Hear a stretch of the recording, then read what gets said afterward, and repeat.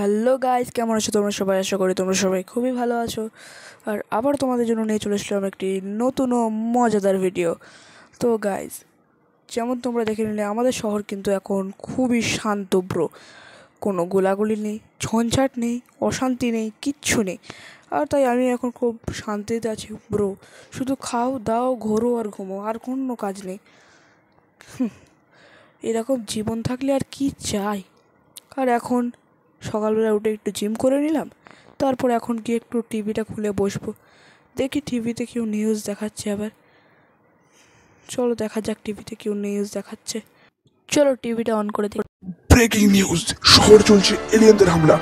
গোপন সূত্রে জানা গেছে এলিয়েনরা আমাদের এই পৃথিবীকে ধ্বংস করে নিজেদের বাসস্থান তৈরি করতে পরপর বোমা হামলা চালিয়ে যাচ্ছে এলিয়েনরা।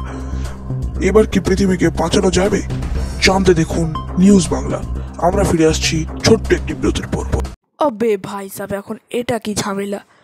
ভাই সাহেব, আমি যখনই বলি যে একটু শান্তিতে আছি আমি, তখন কি অশান্তি নিজেই দৌড়ে দৌড়ে আমার কাছে চলে আসে প্রতিবারের মতো? ভাই সাহেব, এখন আমি কী যে করি, কিছু তো একটা করতে হবে। আর প্রতিবারের মতো এবারেও পুলিশরা আমাকে ফোন করবে, এই কেসের দায়িত্বটা দিয়ে দেবে, সেটা আমি খুব ভালো করে জানি। বাট ওয়েট, এই মনে হচ্ছে ফোন করে দিয়েছে। চলো দেখি। Hello sir. হ্যালো ফ্র্যাঙ্কলিন, তুমি আমাদের কথাটা মন দিয়ে শোনো। যা বললাম একদম কাটায় কাটায় মিলে গেল। কিন্তু আমি পুলিশের এটা বললাম যে ওই চাঁদে গিয়ে আমি এলিয়েনদের সাথে লড়া আমার পক্ষে অনেকটাই কঠিন, কারণ এলিয়েনরা খুব ডেঞ্জারাস হয়। আর তার উপরে আমি চাঁদে গিয়ে শ্বাসই বা নেবো কী করে? ওরা বললো ওরা আমার ফোনে মেসেজের মাধ্যমে কিছু মিশন পাঠিয়ে দেবে, সেগুলো কমপ্লিট করতে পারলে আমি একটা সুপার ড্রেস ও মাস্ক পাবো। আর সেটা দিয়ে নাকি আমি এলিয়েনদেরকে সহজেই হারিয়ে দিতে পারবো।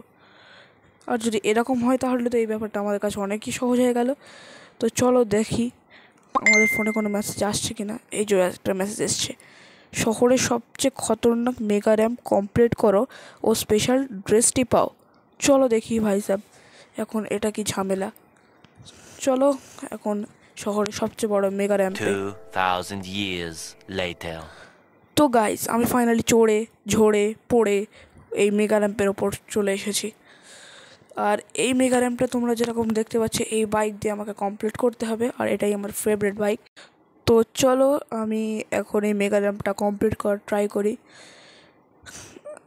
আর হ্যাঁ, একটা কথা বলি ব্রো, এটা কিন্তু অনেকটাই কঠিন মেগা র্যাম্প যেটা আমি কমপ্লিট করতে যাচ্ছি। আর তোমাদের জন্য এত কষ্ট করছি, ভিডিওটিতে লাইক করে চ্যানেলটিকে সাবস্ক্রাইব করে দিও প্লিজ ব্রো, তাহলে এটা আমি খুব সহজেই কমপ্লিট করতে পারবো। তো চলো তাড়াতাড়ি করে এখন আমি মেগা র্যাম্প কমপ্লিট করে ফেলি। আর বাইকের স্পিড দেখেছো ব্রো, আমি অনেক বাড়িয়ে দিয়েছি, এটা তাড়াতাড়ি করে কমপ্লিট হয়ে যায়। আর ও তো চলো গাইস, আমি এখন উঠি। আর আমি চারিদিকে একটু দেখে নিই এখানে কি এটা রাখা আছে, ওই আমার স্পেশাল ড্রেসটা। চলো দেখি। ও ভাই সাহেব, এই বক্সটা কোত্থেকে এলো? এখানে তো এখন ছিল না। যাই হোক গাইস, চলো এর মধ্যে একটু চেক করে দেখা যাক। ও ভাই সাহেব, এই তো আমার স্পেশাল ড্রেস। চলো এটাকে কালেক্ট করে নিই ব্রো। আর ওটাকে আমি কালেক্ট করে নিয়েছি। আর এখন আমি যাচ্ছি আমার বাড়িতে। আর এখন আমি বাড়ি গিয়ে পরের মিশনটা করব এবং দেখব আমি কমপ্লিট করতে পারি কি না। তো তারপর চলো দেখা যাক এখন আমি কি মিশন পেতে চলেছি। তো চলো গাইস, এবার আমি একটু চেক করে নিই ফোনটা। এই একটা মেসেজ ঢুকলো মনে হলো, চলো দেখি। 2টি ডাইনোসর কিল করো এবং স্পেশাল মার্কসটি পাও। হো ভাই সাহেব, এটা একটু কঠিন চ্যালেঞ্জ হয়ে গেল, তবুও আমি চলো যাবো এখন জুরাসিক পার্কে। আর গিয়ে 2টো ডাইনোসর কিল করার ট্রাই করব, ওরাই না আমাকে কিল করে দেয়। চলো ভাই সাহেব যাওয়া যাক। তো ফাইনালি আর আমি চলে এসেছি। ও ভাই সাহেব, চলে আসার সাথে সাথেই একটা ডাইনোসর পেয়ে গেছি। আর ভাই সাহেব, 2টো ডাইনোসরে যেরকম এরকম ভীতু হয় ভাই সাহেব, এই মানুষ দেখে ভয় করে, শুধু শরীরটাই বড় ভাই সাহেব। চলো একটা আরপিজিতে উড়িয়ে দেয় একদম। চলো কাম তামাম। আর এখন চলো সেকেন্ড ডাইনোসরটাকে খোঁজা যাক। চলো সেকেন্ড ডাইনোসরটাকেও খুঁজে ফেলবো খুব তাড়াতাড়ি। বাইকের স্পিডটা একটু বাড়াই, হ্যাঁ অনেকটা বেশি হয়ে গেছে, অনেকটাই বেশি। চলো চলো আর একটু গিয়ে খুঁজে একটা ডাইনোসর। ও ভাই সাহেব, কি একটা আওয়াজ শুনলাম, তোমরা শুনলে নাকি? কোথায় কিছু দেখতে পাচ্ছি না তো। আবে ও ভাই সাব, এই ডাইনোসরটা ছোট ভাই, এ দারুণ খতরনাক ভাই সাব। এই ডাইনোসরের হাতে পড়লে আমি পুরো জীবন শেষ ভাই সাব, পালাতে হবে। কিন্তু ভাই একটা কথা, আমি পালাচ্ছি কেন? আমার কাছে তো আরপিজি আছে।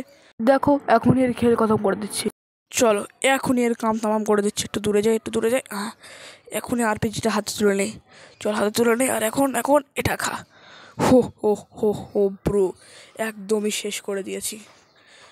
চলো তাড়াতাড়ি করে এখন আমার বাইকে বসি। ও আচ্ছা, প্রাইজ, হ্যাঁ প্রাইজের কথাই ভুলেই যাচ্ছিলাম।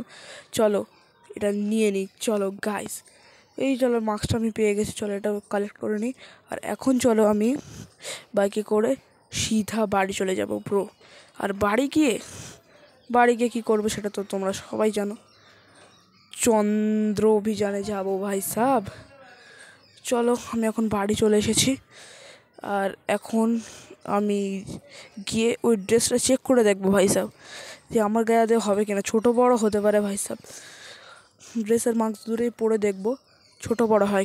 তো চলো আমি এখন ঘরে যাই, আর তারপর ট্রাই করি ওই ড্রেসার মাস্ক। ও ভাই সাব, পুরো আমার গায়ে পুরো একদম ফিট হয়েছে ব্রো, যেন আমার জন্যই তৈরি করা হয়েছে। তো চলো এখন আমি চাঁদে যাই ব্রো। বাট ওয়েট, চাঁদে কী করে যাবো ভাই সাব? আমার কাছে তো একটা জেট প্লেনও নেই যে আমি চাঁদে যাব। এর বিষয়ে আমি ভেবে দেখেছিলাম, আর পুলিশরা আমাকে বলেছে যে আমাদের শহর থেকে 150 কিলোমিটার দূরে একটা পোর্টার আছে। হ্যাঁ হ্যাঁ ভাই সাব, পোর্টার। এই পোর্টার যদি কেউ ভালো মনে যার মনে কোনো হিংসা নেই, অহংকার নেই, সে যদি কোনো জায়গার নাম করে যদি সেই পোর্টারের মধ্যে ঢোকে, তাহলে সে সেই জায়গায় চলে যাবে। আর আমি এখন তার উদ্দেশ্যেই যাচ্ছি। আর এটা অনেকটাই দূরে আমাদের শহর থেকে, যদিও তবু আমি অনেকক্ষণ ধরে বাইক চালানোর পর চলে এসেছি ফাইনালি সেই জায়গায়। ব্রো এই জায়গাটা কেমন দেখি গা ছমছম করছে ব্রো। চলে পোর্টারের মধ্যে আমি ঢুকতে পারি কিনা আমি একবার চেষ্টা করে দেখি ভাই সাহেব। পোর্টারটাকে দেখি কেমন একটা গায়ে কাটা দিচ্ছে ব্রো। চলো আমি এবার পোর্টারের মধ্যে ঢোকার ট্রাই করি। চলো ব্রো। হে পোর্টার, আমাকে তুমি চাঁদে পৌঁছে দাও, এখন চাঁদে যাওয়া আমার পক্ষে খুবই দরকার। ও ভাই সাব, আমি তো সত্যি চাঁদে চলে এসেছি ব্রো। আমি এটা বিশ্বাসই করতে পারছি না যে আমি সত্যি চাঁদে চলে এসেছি। চলো প্রথমে একটু মস্তি করা যাক। ওই যে দেখো একটা এলিয়েন দেখা যাচ্ছে না, ওর সাথেই চলো একটু মস্তি করি। এখন আমি ওকে একটু ডিস্টার্ব করি। এই নে এটা খা। আমাকে ধরে দেখা দেখি পটকা এলিয়েন আমার কী করবে এবার। ও ভাই সাব, এতগুলো এলিয়েন করতে গেল, আমি একটাকে মারলাম, এরা সবাই চলে এলো ভাই সাব। এরা ভাই সাব ডেঞ্জারাসই মনে হচ্ছে ভাই সাব, মনে হচ্ছে না এদের দেখতে যেরকম এদের গায়ে শক্তিও সেরকমই থাকবে। তবু আমি একবার এদের সাথে ফাইট করার চেষ্টা করে দেখি, যদি কোনো গন্ডগোল হয় ভাই সাব এরা তো আমাকে টপকে দেবে। এটা খাবো ভাই সাব। একটা তো মরে গেল, কিন্তু এখনও আমার গা ছমছম করছে ভাই সাব। এতগুলোকে আমি এতগুলো গুলি মারছি ভাই সাব, এরা তো মরছেই না ভাই সাব। এদের উপর তো আমার গুলি ওড়াচ্ছে, কাজই করছে না যেন ভাই সাব। চলো চালিয়ে দেখা যাক, আমি চালাতে থাকবো সে বেশি নেই ভাই সাব। যতগুলো গুলি আছে ততগুলো গুলির মধ্যেই কাজ চালাতে হবে। আমার তো মনে হয় না যে সেই অল্প কিছু গুলি দিয়ে এদের হারানো যাবে। তবুও চলো, লাস্ট দুটো বাকি আছে ব্রো, এই দুটোকে যদি আমি শেষ করে দিতে পারি তাহলেই হয়ে যাবে। কিন্তু এই দুটোকে মারাই থেকে মনে হচ্ছে আবার কঠিন ভাই সাহেব। এই দুটোকে তো কতগুলো মনে হচ্ছে। ও ভাই সাহেব একটা মরে গেছে, আরেকটা কোথায়?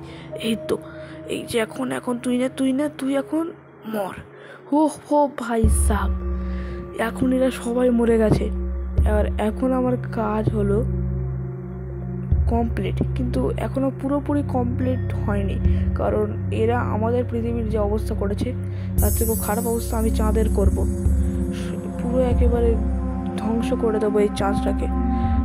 এদের সাহস কী করে হয় আমাদের মানুষদের ওপর আক্রমণ করার?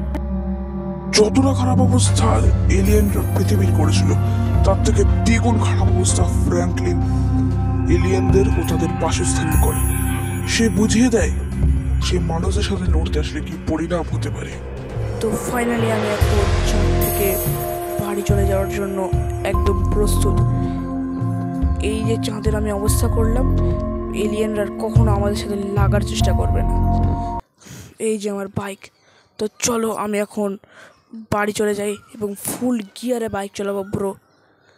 চলো একদম আমি চলে এসেছি আমাদের বাড়ির কাছের ওই রেলওয়ে স্টেশনে, যেটা তোমরা চেনো। ওই যে দেখো এখন আমি বাড়ি চলে এসেছি। আর অনেক কষ্ট করে পৃথিবীকে এলিয়েনদের হাত থেকে বাঁচিয়ে নিয়েছি। আর আজকের ভিডিওটা কিন্তু আমি অনেক কষ্ট করে বানিয়েছি আর টাইমের মধ্যে আপলোড করেছি। তোমাদের যদি আজকের ভিডিওটা ভালো লেগে থাকে তো বন্ধুরা প্লিজ ভিডিওটিকে লাইক করে চ্যানেলটিকে সাবস্ক্রাইব করে দাও। দেখা হচ্ছে তোমাদের সাথে পরের ভিডিওতে। Bye bye.